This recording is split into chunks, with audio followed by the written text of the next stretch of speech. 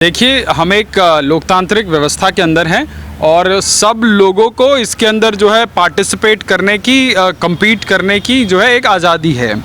अब रही बात ओवैसी की कि ओवैसी क्या करते हैं तो समस्या ये है, चाहे वो अखिलेश यादव हों, चाहे वो बहन मायावती हों, चाहे पीस पार्टी वाले अब्दुल चचा हों, तो ये सारे लोग कहीं ना कहीं जो है एक संप्रदाय विशेष की जो है ठेकेदारी को पुख्ता करते थे। पर अब हुआ क्या कि उन्हीं के समाज में से एक ठेकेदार पैदा हो गया है और जो बहुत ज़्यादा वोकल रहता है, जो बहुत ज़्यादा सांप्रदायिक रहता है और उस समाज के लोगों को किक मिलती है।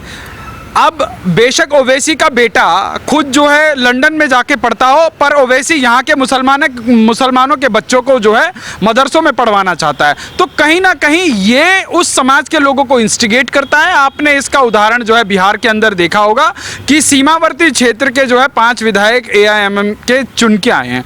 तो जहाँ पे जैसा समाज होगा, जहाँ पे जिस प्रकार की राजनीति होगी, उसका असर कहीं ना कहीं पड़ता है। अब उत्तर प्रदेश की राजनीति का थोड़ा सा विश्लेषण करना आवश्यक यूं है क्योंकि 2014 के लोकसभा चुनाव में वहां से एक भी मुसलमान सांसद चुन के नहीं आया। तो ये समस्या का सबब जो है सपा के लिए भी था, बसपा के लिए भी था, क्योंकि यही पार्टियां पहले एक मुश्त ठेकेदारी कांग्रेस करती थी मुसलमानों की, तो वो ठेकेदारी का शेयर बट गया। तो अब जब जो है मुलायम सिंह चचा बोलते थे कि जो है हमने बाबरी के लिए जो है कार सेवकों पे गोली चलाई और वो मुसलमानों को अपीस करने के लिए, खुश करने के लिए सपा ने हर चीज़ वो की जिसकी आप कल्पना भी नहीं कर सकते। तो हुआ क्या कि 2019 के लोकसभा चुनाव में भाजपा की कुछ सीटें घटी, तो जो है 6 जो है सांसद मुसलमान कम्युनिटी से चुनकर आए। अब उसके बाद 2017 के विधानसभा चुनाव में क्या हुआ? 2017 के विधानसभा चुनाव में जो है इस समाज से बमुश्किल 25 विधायक चुन के आए, बमुश्किल 25 विधायक, क्योंकि एक ऐसा गठबंधन हुआ था, जो है किसका गठबंधन हुआ था? 2 लड़कों का 7 पसंदे वाला गठबंधन हुआ था। अब मुसलमानों की ठेकेदारी इनकी भी थी, मुसलमानों की ठेकेदारी जो है टोटी भैया की भी थी, अब फिर मुसलमानों की एक ठेकेदार बुआ भी थी। तो कहीं ना कहीं मुसलमानों का वोट शायद बटा और इस वजह से मुसलमानों के उत्तर प्रदेश के इतिहास में सबसे कम विधायक चुन के आए। नहीं तो अमूमन जो है 40-50 विधायक मुस्लिम समाज से जो है चुन के आते थे और 2012 के विधानसभा में तो ये आलम था कि 68 विधायक चुनकर आए थे। आप सोचिए, जब सपा को 224 के आसपास का जो है मैंडेट मिला था। तो अब बात करते हैं ओवैसी की कि ओवैसी की पकड़ कितनी है और ओवैसी फैक्टर कितना इंपॉर्टेंट है। तो अगर ओवैसी की बात करें तो 2017 के चुनाव में लगभग 38 विधानसभाओं में मोटा मोटी ओवैसी को 2 लाख के आसपास का वोट मिला था, जिसको आप समझ सकते हैं कि ये एक इम्पैक्टफुल वोटिंग है।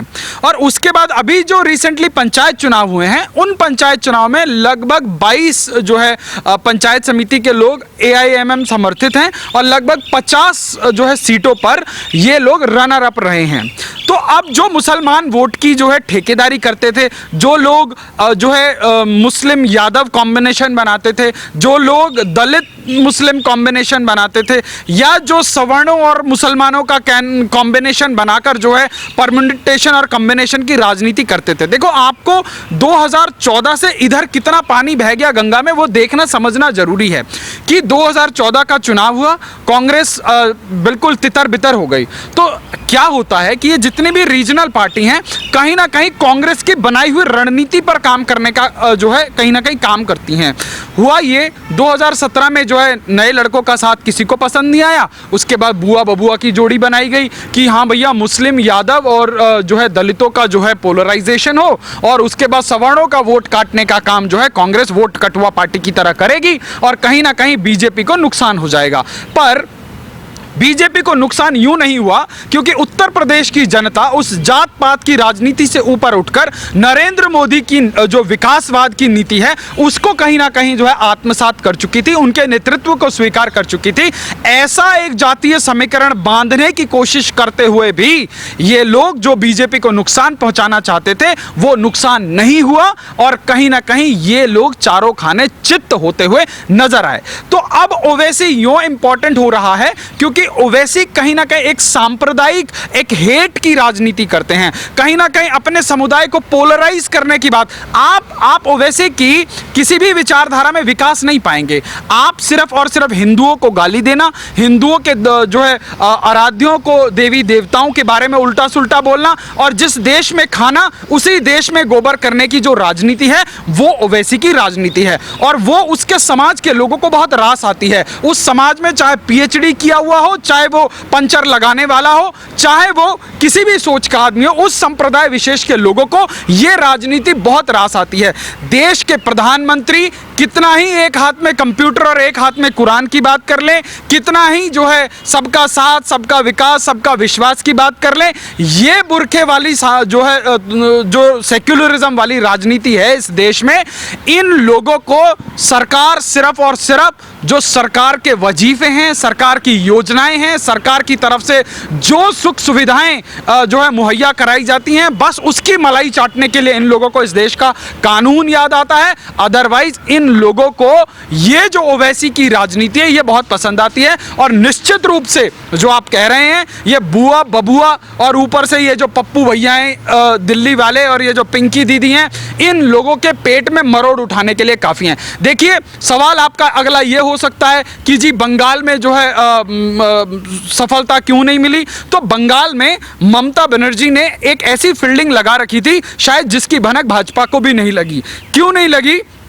क्योंकि जिसके पहले तो ओवैसी साहब अकेले लड़ने जा रहे थे, तो ओवैसी ने जो बिहार में किया उसको भांपते हुए बहन जी ने, ममता बनर्जी ने क्या किया कि जो अपना ही एक जो उनका बड़ा करीबी व्यक्ति था उसकी एक पार्टी बना के उसको लॉन्च कर दिया। और आप और हम ये सोचते रहे कि भैया ये तो जो है ममता बनर्जी से जो है रुष्ट है, और उसने कहीं ना कहीं जो है उसको अलझा के रखा ओवैसी को। हाँ जी, हम आज गठबंधन करेंगे, कल गठबंधन करेंगे, और वो जो उसका गठबंधन की उसकी जो डील चल रही थी वो कहीं ना कहीं ओवैसी के जो स्टेट यूनिट के लोग थे उन लोगों को वो रास नहीं आ रहा था।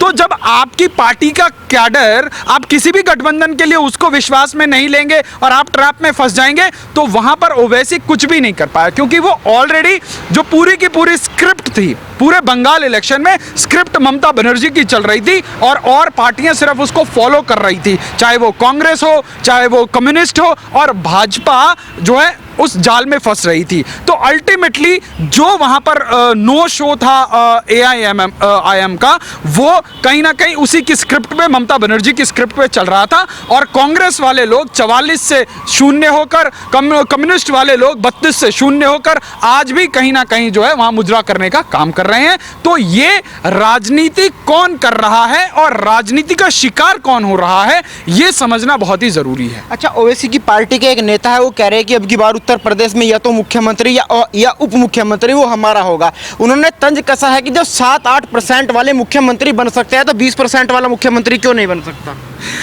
देखिए, दिन में सपने देखना बहुत अच्छी बात है, और मैंने कहा ना कि लोकतांत्रिक व्यवस्था है। कभी 18 सांसदों वाली बहन मायावती भी प्रधानमंत्री बनने का ख्वाब देखती थी, तो लालू प्रसाद यादव जो है हर दूसरे दिन लोकसभा के अंदर जो है चुटकुलों से कहीं ना कहीं अपने आप को प्रधानमंत्री के पद की ओर जो है प्रायोजित करते रहते थे। तो ये तो हमारे देश की जो है लोकतांत्रिक व्यवस्था की सुंदरता है कि हर व्यक्ति जो काबिल है, जो काबिल नहीं भी है, वो भी इस लोकतांत्रिक व्यवस्था के अंदर जो है प्रधानमंत्री पद के ख्वाब देख सकता है।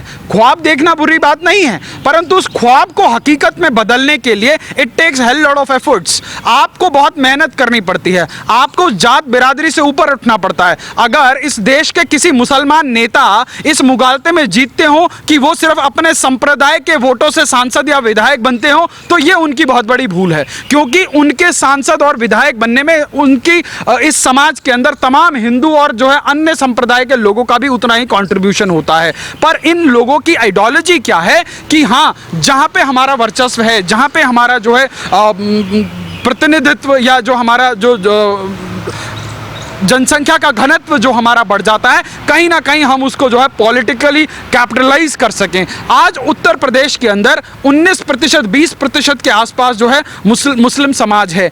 सपने देखना बुरी बात नहीं है। मैंने सुना है पीस पार्टी के अयूब खान भी जो है मुख्यमंत्री बनने का ख्वाब देख रहे थे। बड़े सारे लोग हैं आज वो राजभर के साथ जो है गलबैयां करके जो है मुख्यमंत्री बनने का ख्वाब देख रहे हैं। तो निश्चित रूप से आप ख्वाब देखिए, पर आपको हकीकत में उसको जो है करने के लिए आपको बहुत मेहनत करनी पड़ेगी। आपको जो है ये जो नफरत की राजनीति है उसको साइड करना पड़ेगा। पर हाँ, आपका नकाब और आपके नकाब के पीछे के चेहरे को देश की जनता भली भांति जानती है। अच्छा, ओवैसी के एंट्री से जो मुस्लिम वोटर है सबसे ज़्यादा नुकसान किस पार्टी को होता दिखाई दे रहा है? क्योंकि कल तक तो अखिलेश यादव सोच रहे थे कि हमारा कम से कम दूसरा नंबर तो आ ही जाएगा। देखिए, ओवैसी जैसे लोगों से किसी पर्टिकुलर पार्टी का नुकसान हो या ना हो, इस देश की लोकतांत्रिक जो व्यवस्था है उसका निश्चित रूप से जो है नुकसान होता है।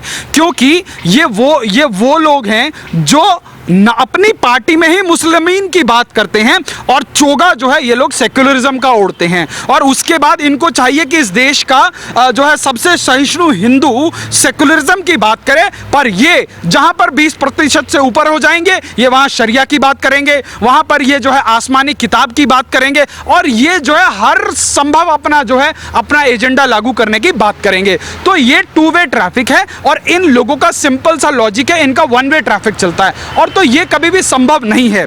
तो आज नुकसान किसका होगा? नुकसान निश्चित रूप से इस देश की जनता का होगा, इस देश की लोकतांत्रिक व्यवस्था का होगा। क्योंकि ओवैसी जैसे लोगों ने इस देश के लोकतंत्र के अंदर कंस्ट्रक्शन से ज्यादा डिस्ट्रक्शन का काम किया है। आप बताइए, कमलेश तिवारी ने एक नेता के बयान के प्रत्युत्तर में बयान दिया, तो ये कितना जहरीला समाज है इन लोगों का कि 1 साल के अंदर उसका जो है उसको मौत के घाट उतार दिया। पर आज उसका भाई, उसी ओवैसी का भाई जो माँ सीता से लेकर माँ दुर्गा के ऊपर इतनी जो है बेहुदी टिप्पणियां करता है, जो आदमी कहता है कि 15 मिनट के लिए पुलिस हटा दो तो हम बता देंगे कि मुसलमान क्या चीज़ है। और ये लोग जब आप ओवैसी से सवाल पूछेंगे तो वो क्या जवाब देगा? कुछ जवाब नहीं देगा, कहेगा ये मामला सब जुडिस है, इसके ऊपर मैं नहीं बोलूंगा। मतलब इनको कानून का सहारा वहां लेना है जहां इनको लात पड़ने वाली होती है। अदरवाइज ये इस देश के कानून को अपने जो है पैर की जूती पर रखते हैं। तो ऐसे दोगले लोगों को पहली बात तो लोकतंत्र के अंदर जगह ही नहीं मिलनी चाहिए। परंतु मेरे देश का लोकतंत्र मुझे लगता है पूरे विश्व में सबसे